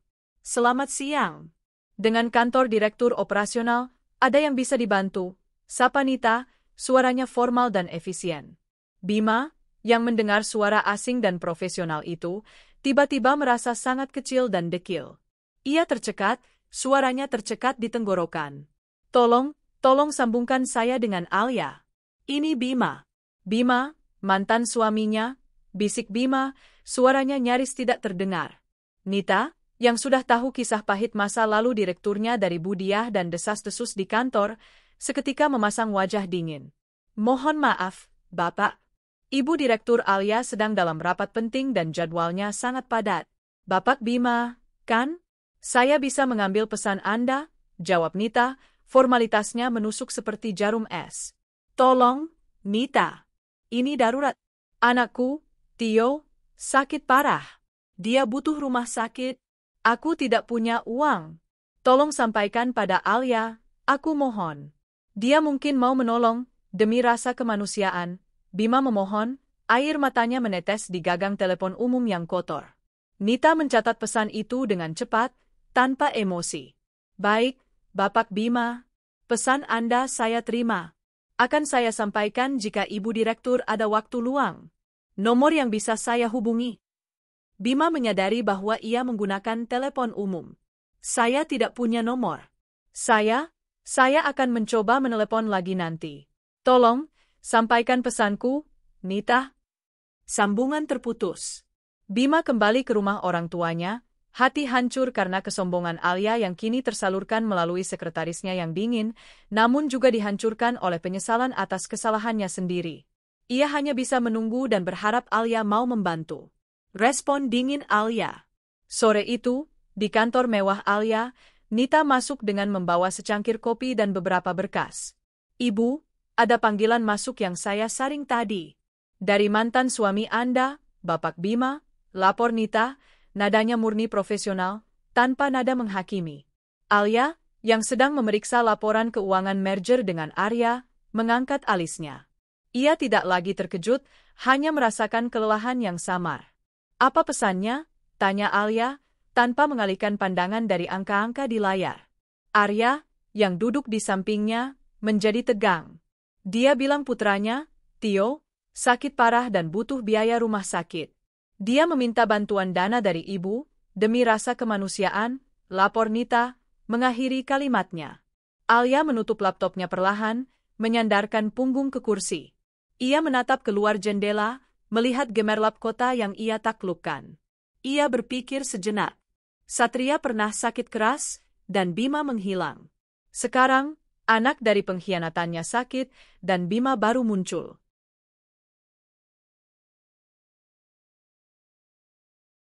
"Arya, Ibu, Satria, mereka semua baik-baik saja berkat keputusan saya untuk tidak melihat ke belakang," bisik Alia pada dirinya sendiri. Alia menoleh pada Nita. "Nita, tolong kirimkan tim hukum ke desa orang tua Bapak Bima. Mereka tidak perlu menghubungi Bapak Bima. Cukup cari tahu kondisi anak itu, Tio. Pastikan dia mendapatkan perawatan medis yang layak di desa terdekat, bukan di kota, dan pastikan biaya perawatan dasar ditanggung, dengan catatan semua ini adalah donasi anonim. Jangan pernah sebut namaku. Jangan biarkan Bima tahu aku yang membantu. Dan pastikan tim hukum mencatat bahwa bantuan ini hanya untuk anak itu, bukan untuk ayahnya." Arya, yang mendengarkan keputusan itu, merasa bangga. Alia tidak membiarkan emosi atau dendam menguasai keputusannya, namun juga tidak membiarkan dirinya ditarik kembali ke dalam drama Bima. Dia menunjukkan kekuatan seorang pemimpin yang mampu memisahkan masalah pribadi dari keputusan filantropis. "Kamu wanita yang luar biasa, Alia," bisik Arya, memegang tangannya. "Saya hanya melakukan apa yang benar, Arya. Tugas saya adalah melindungi kedamaian saya dan Satria. Bima sudah memilih jalannya, dan saya tidak akan membiarkan jalannya menyentuh milik saya lagi." "Tapi anak itu tidak bersalah," jawab Alia, tatapannya tegas. Alia telah memberikan hukuman terberat bagi Bima, pengabaian total dan belas kasihan tanpa pengakuan. Bima harus hidup dengan kesadaran bahwa ia begitu tidak berharga di mata Alia, bahkan bantuan yang menyelamatkan nyawa putranya datang tanpa wajah dan tanpa nama darinya. Bima tidak akan pernah bisa meminta maaf atau berterima kasih. Ia hanya akan hidup dengan siksaan penyesalan yang abadi. Pernikahan emas, puncak kebahagiaan Alia. Pernikahan Alia dan Arya direncanakan dengan indah dan berkelas, mencerminkan selera modernitas dan integritas yang mereka junjung tinggi. Ini bukanlah pernikahan untuk pamer kemewahan, tetapi perayaan cinta dan kemitraan sejati. Lokasinya berada di sebuah ballroom hotel bintang 5, dihadiri oleh kerabat dekat, kolega bisnis, dan para eksekutif penting yang menyaksikan bersatunya dua kekuatan korporat terkemuka. Alia tampak luar biasa, memancarkan aura direktur yang percaya diri sekaligus pengantin wanita yang bersinar. Ia mengenakan gaun putih sederhana namun elegan, didampingi ibunya yang air matanya tak henti menetes haru. Ia bukan lagi pengantin yang penuh harapan semu seperti saat menikah dengan Bima, melainkan wanita yang tahu persis apa yang ia inginkan dan apa yang ia dapatkan, cinta yang stabil, tulus, dan penuh rasa hormat. Bintang utama dalam acara itu adalah Satria, yang kini berusia 5 tahun. Satria bertugas membawa cincin, berjalan gagah dengan kemeja tuxedo kecilnya, didampingi oleh Arya. Momen ketika Arya berlutut di hadapan Satria, bukan di hadapan Alia, untuk berjanji bahwa ia akan mencintai Satria seperti anaknya sendiri, membuat seluruh tamu terdiam. Bagi Alia, sumpah itu jauh lebih berharga daripada janji pernikahan manapun. "Saya berjanji akan menjadi ayah yang Satria butuhkan, dan suami yang pantas untuk Anda, Alia. Saya berjanji," Cinta dan kesetiaan adalah hadiah terbaik yang bisa saya berikan, kata Arya, menatap Satria dan Alia bergantian. Di mata semua orang, Alia dan Arya adalah pasangan yang sempurna, the golden couple dari dunia bisnis. Pernikahan ini bukan hanya menyatukan dua hati, tetapi juga dua perusahaan besar. Mereka tidak hanya kaya, mereka kuat, dihormati, dan, yang terpenting, tampak sangat bahagia. Acara itu diliput media bisnis secara luas, membahas merger perusahaan mereka dan kisah cinta tak terduga yang menyatukan mereka. Alia telah mencapai puncak absolut. Ia kini memiliki suami yang setia, putra yang bahagia, dan karir yang gemilang. Ia akhirnya mendapatkan kedamaian sejati yang telah lama ia perjuangkan. Bima kini benar-benar telah menjadi debu di masa lalunya, kenangan yang sudah sepenuhnya ia hapus. Penyelamat tak berwajah. Sementara Alia menikmati kebahagiaan surgawi yang ia ciptakan, Bima dan putranya, Tio, mulai stabil kembali. Tim hukum yang dikirim Alia, atas nama donasi anonim, memastikan Tio mendapatkan perawatan terbaik di puskesmas desa terdekat, meski tanpa dibawa ke kota seperti yang Bima minta. Tio pulih total, kembali ceria, meskipun tumbuh di lingkungan yang keras. Bima sangat bersyukur. Ia tahu, seseorang yang berhati mulia telah menyelamatkan putranya. Setiap hari, ia bekerja keras sebagai buruh harian. Upahnya masih minim, tetapi cukup untuk makan sehari-hari dan membeli obat dasar. Ia berkali-kali mencoba menghubungi nomor kantor Alia untuk mengucapkan terima kasih pada malaikat anonim, yang ia yakini adalah rekan bisnis lamanya yang tersentuh oleh kisah Tio. Namun, Nita, sekretaris Alia, selalu menolaknya dengan halus. Mohon maaf, Bapak Bima. Ibu direktur berpesan bahwa donasi ini bersifat anonim dan hanya untuk biaya perawatan Tio. Tidak ada komunikasi lebih lanjut yang diperlukan. Fokuslah pada penyembuhan putra Anda, ujar Nita dalam salah satu panggilan Bima ke telepon umum warung. Bima frustrasi. Ia ingin tahu. Ia ingin berterima kasih. Ia ingin tahu siapa yang menyelamatkan Tio, padahal ibu kandung Tio, Tania, justru pergi meninggalkannya. Ya, Tania tidak pernah kembali. Setelah 6 bulan berlalu, Bima tahu bahwa Tania sudah meninggalkannya selamanya. Tania sudah menemukan mangsa barunya. Pengkhianatan itu sangat menyakitkan, tetapi anehnya, justru membebaskan Bima. Ia kini hanya fokus pada Tio, dan penyesalannya terhadap Alia terasa semakin nyata. Bima menjalani rutinitas hariannya yang menyedihkan, bekerja kasar, merawat Tio, dan hidup dalam isolasi sosial karena aibnya yang tak terlupakan. Ia berharap, suatu hari nanti, ia bisa menjadi orang yang lebih baik, setidaknya bagi Tio.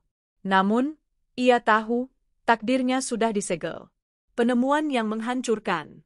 Beberapa minggu setelah pernikahan Alia, Bima sedang beristirahat makan siang di lokasi pembangunan. Ia duduk di bawah pohon mangga, menikmati nasi bungkusnya. Di dekatnya, beberapa buruh lain sedang berkumpul, berbicara tentang gosip-gosip lokal, salah satunya memegang selembar koran lama. Wih, lihat ini, kawan-kawan. Direktur yang cantik ini menikah lagi. Kaya raya, suaminya juga CEO. Pasangan emas katanya, ujar salah seorang buruh sambil menunjukkan halaman depan koran bisnis yang sudah lecek. Bima awalnya tidak peduli. Ia hanya fokus pada makanannya. Namun, karena rasa penasaran, ia melirik sekilas ke arah koran itu. Sekarang, nasi yang baru ia suap terasa seperti pasir yang menghimpit kerongkongannya. Jantung Bima berdebar kencang, nyaris meledak. Di halaman koran itu, terpampang jelas foto Alia dan Arya, tersenyum bahagia dalam balutan busana pengantin yang mewah dan elegan. Bima mengenal wajah itu.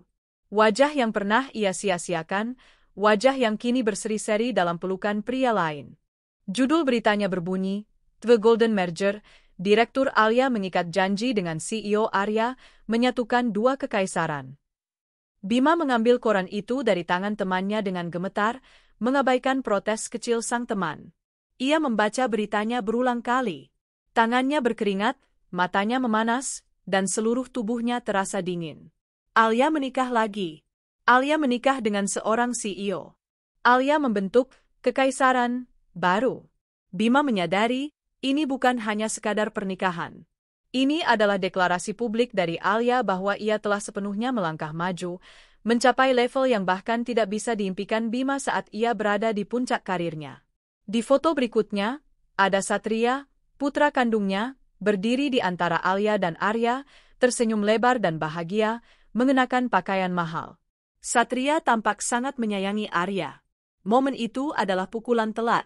Satria, darah dagingnya, kini telah mendapatkan sosok ayah baru yang jauh lebih baik, stabil, dan setia. Bima tidak hanya kehilangan Alia, ia kehilangan kesempatan untuk melihat putranya tumbuh, dan kini, ia bahkan harus melihat putranya bahagia di samping pria lain. Kematian harapan Bima. Rasa penyesalan yang selama ini menyiksa Bima kini mencapai klimaksnya. Ia tidak lagi bisa membohongi dirinya sendiri. Tidak ada lagi kesempatan untuk berbaikan, tidak ada lagi alasan untuk menghubungi, dan tidak ada lagi ruang untuk merangkak kembali. Alia telah menjadi ratu yang tak tersentuh, dilindungi oleh raja yang setia dan kerajaan yang kokoh. Bima melepaskan koran itu, membiarkannya terbang di tiup angin. Ia menundukkan kepala dan mulai menangis, bukan dengan histeria, melainkan dengan kepedihan yang sangat dalam dan sunyi. Tangisan seorang pria yang menyadari betapa parahnya kesalahan yang telah ia perbuat dan betapa besarnya harga yang harus ia bayar. Ia ingat ketika ia memaki Alia, memaksanya bekerja keras, dan melarikan diri dengan Tania yang serakah. Ia ingat betapa sombongnya ia saat membawa Tania ke rumah Alia, mengira Alia akan menjadi tempat sampah bagi aibnya. Kini, ia menyadari bahwa Alia tidak pernah membutuhkannya. Sebaliknya, Alia membutuhkan kepergiannya untuk menemukan takdirnya yang sebenarnya. Penemuan ini adalah hukuman final yang dijatuhkan oleh takdir. Bima tidak lagi berhak atas simpati, bahkan dari dirinya sendiri. Bima kembali ke rumah bobroknya. Ia menatap Tio yang sedang bermain di teras kotor, wajahnya dipenuhi lumpur. Ia memeluk putranya erat-erat. "Maafkan ayah, nak. Maafkan ayah karena ayah bodoh," bisik Bima. Malam itu, Bima membuat keputusan. Ia tidak akan pernah lagi mencoba menghubungi Alia, bahkan untuk urusan donasi Tio. Ia akan bekerja keras, merawat Tio, dan menjalani sisa hidupnya dalam penyesalan yang abadi. Ia akan menggunakan kenangan akan pernikahan Alia sebagai pengingat abadi tentang apa yang telah ia buang, dan sebagai cambuk agar ia tidak pernah lagi mengulangi kesalahannya. Di kota, Alia dan Arya sedang menikmati bulan madu mereka, merencanakan ekspansi bisnis dan masa depan yang penuh cinta. Di desa, Bima terlelap dengan mimpi buruk yang sama, menyadari bahwa ia telah menjual kebahagiaan abadi demi kenikmatan sesaat, dan kini, kebahagiaan sejati itu telah berlabuh di pelukan orang lain. Ia telah kehilangan pertempuran dan perang. 8 tahun kemudian, kehidupan yang tak tertandingi. 8 tahun telah berlalu sejak Alia mengambil keputusan berani untuk bercerai dan membangun takdirnya sendiri. Kini, ia bukan lagi hanya direktur operasional, melainkan CEO dari perusahaan merger yang ia pimpin bersama suaminya, Arya. Mereka telah menjadi salah satu pasangan pengusaha paling berpengaruh di negara itu, dihormati bukan hanya karena kekayaan mereka, tetapi karena etos kerja dan integritas mereka yang kokoh.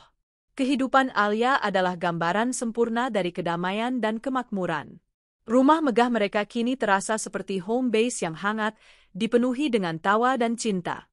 Ibunya telah hidup sangat nyaman, menghabiskan hari-harinya di taman yang asri, menikmati cucu yang ia rawat sejak kecil. Satria, putra Alia, kini berusia 9 tahun. Ia tumbuh menjadi anak laki-laki yang luar biasa, cerdas, berhati lembut, dan sangat berprestasi di sekolah. Satria memiliki ikatan yang luar biasa kuat dengan Alia, dan ia menganggap Arya sebagai ayahnya yang sejati. Arya tidak pernah absen dalam acara sekolah Satria, mendampinginya saat ujian, dan menghabiskan waktu berkualitas di akhir pekan. Satria tidak pernah menanyakan atau merindukan Bima, karena sosok ayah yang ia butuhkan sudah ada di sampingnya. Di mata Alia, kemenangan sejati bukanlah saat ia mengusir Bima, melainkan saat ia melihat Satria tumbuh bahagia dan utuh. Ia telah berhasil melindungi putranya dari racun masa lalu dan memberikan cinta stabil yang tak pernah didapatkannya dari ayah kandung Satria. Suatu sore, Alia dan Arya duduk di balkon, menikmati senja. "Saya masih sering berpikir," ujar Alia, bersandar di bahu Arya. Bagaimana jika dulu saya menyerah? Bagaimana jika saya tetap bersama Bima karena takut menjadi single mother? Arya memeluknya erat. Maka Anda tidak akan menjadi Alia yang sekarang. Anda tidak akan menjadi wanita paling tangguh dan paling lembut yang saya kenal.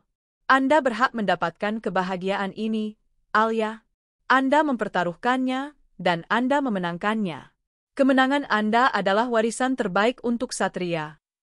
Kesadaran akhir Bima.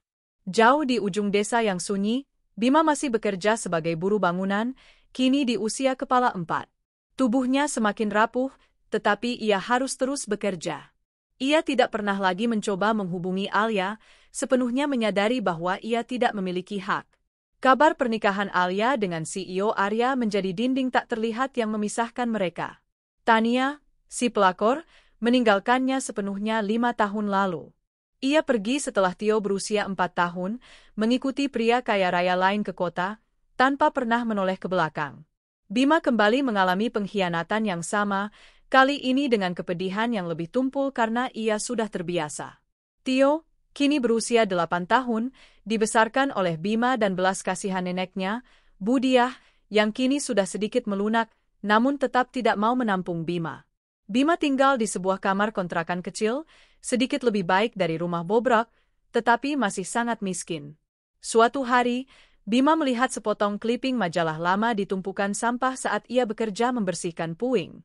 Itu adalah artikel tentang Golden Couple dan putra mereka, Satria, yang baru saja memenangkan lomba sains tingkat nasional. Bima mengambil majalah itu dengan tangan gemetar. Di sana, ada foto Satria, putra kandungnya, yang kini tumbuh tinggi, tampan, dan cerdas. Satria berdiri di antara Alia dan Arya, tersenyum bangga. Pakaian Satria, posturnya, dan cara ia berbicara, semuanya menunjukkan pendidikan dan pengasuhan terbaik. Bima membandingkan dengan Tio, putranya sendiri, yang harus putus sekolah dasar karena Bima tidak mampu membayar biaya. Tio sering murung dan harus berbagi makanan seadanya. Sakit di hati Bima bukan lagi soal kemiskinan, itu adalah penyesalan atas takdir kedua putranya. Satria bahagia dan makmur berkat pengorbanan Alia, sementara Tio menderita karena kebodohan dan kejahatannya. Bima duduk di puing-puing, memeluk lututnya, dan menangis. Ia akhirnya mencapai kesadaran yang sempurna. Bukan Tuhan yang menghukumnya, ia menghukum dirinya sendiri. Ia memilih keserakahan di atas cinta tulus, nafsu di atas tanggung jawab, dan korupsi di atas integritas. Ia menyadari, bahkan jika Alia memaafkannya sekarang, ia tidak akan pernah bisa memaafkan dirinya sendiri. Ia akan selamanya hidup dalam penyesalan, sebagai buruh kotor yang membuang berlian demi sampah. Garis akhir, kemenangan sejati. Alia tidak pernah lagi bertemu Bima, dan ia tidak pernah mencari tahu tentang nasibnya. Ia sudah sepenuhnya bebas. Kehidupannya yang bahagia dan makmur adalah epilog yang sempurna. Ia menggunakan kekayaan dan pengaruhnya untuk mendirikan yayasan yang fokus pada pemberdayaan ibu tunggal dan korban KDRT, kekerasan dalam rumah tangga, yang disembunyikan. Ia menjadi mentor, menyebarkan pesan bahwa seorang wanita harus berani keluar dari hubungan beracun dan membangun kekuatannya sendiri. Kekuatan wanita terletak pada harga dirinya. Ketika ia dihormati, ia akan berkembang. Ketika ia diinjak, ia harus berani melangkah pergi, pesan Alia dalam setiap seminar yang ia hadiri. Di hari ulang tahun pernikahannya dengan Arya, Alia menerima hadiah yang paling berharga, dokumen adopsi resmi. Arya secara hukum mengadopsi Satria, menjadikan Satria benar-benar putra sah mereka. Ini adalah penutup paling indah bagi luka masa lalu Alia. Di rumahnya yang mewah, dikelilingi oleh suami yang mencintainya, putra yang menyayanginya, dan ibu yang selalu mendukungnya, Alia menatap ke masa depan. Ia telah melalui badai terberat, namun ia keluar sebagai pemenang sejati. Kemenangan Alia bukanlah balas dendam, tetapi adalah bukti nyata bahwa integritas dan kerja keras akan selalu membawa pada kebahagiaan yang otentik dan abadi. Sementara itu, Bima, di ujung desa, terus bekerja keras, hidup dalam kesengsaraan yang ia ciptakan sendiri, selamanya menjadi bayangan yang tersisa dari sebuah pilihan buruk. Ia dan Tania berakhir dalam hidup yang mengenaskan, sementara Alia dan putranya hidup bahagia selamanya.